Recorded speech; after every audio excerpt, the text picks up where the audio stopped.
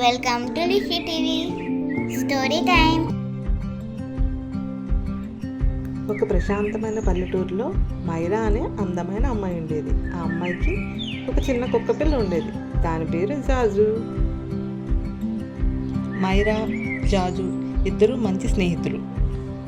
ప్రతి ఉదయం వారు పచ్చిక మైదానాల్లో పరుగులు తీస్తూ, సీతాకోక చిలుకలను వెంబడిస్తూ, నవ్వుతూ రోజు మొదలుపెట్టేవారు. జాజు కేవలం పెంపుడు జంతువు మాత్రమే కాదు, అతను మైరాకు సంరక్షకుడు కూడా. మైరా స్కూలుకి వెళ్ళేటప్పుడు జాజు గేట్ దగ్గరే కూర్చుని ఆమె రాక కోసం ఎదురు చూసేవాడు. మైరా ఎప్పుడైనా బాధగా ఉంటే జాజు ఆమె పక్కనే కూర్చుని తోకూపుతూ ఆమె నవ్వించేవాడు.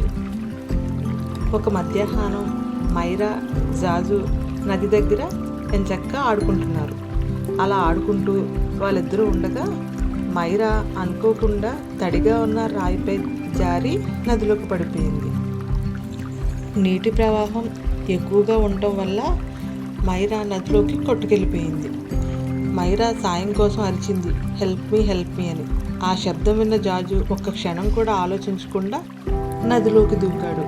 బలంగా ఈదుతూ మైరా దగ్గరికి వెళ్ళి ఆమె దుస్తులను నోటితో పట్టుకుని తీరం వైపుకి లాగాడు. మైరా జాజును గట్టిగా పట్టుకుని ఉండగా ఇద్దరూ సురక్షితంగా బయటపడ్డారు. మైరా కన్నీటితో జాజును కౌగిలించుకుని, నువ్వు నా ప్రాణం కాపాడావు జాజు అంది.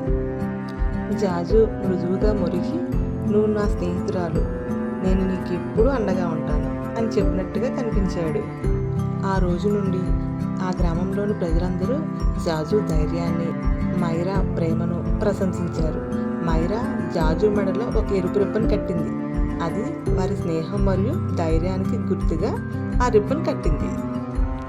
ప్రతి సాయంత్రం మైరా పాట పాడుకుంటూ నడుస్తుంటే పక్కనే జాజు ఆనందంగా తోకూపుకుంటూ మైరాతో కలిసి నడుచుకుంటూ కనిపించేది.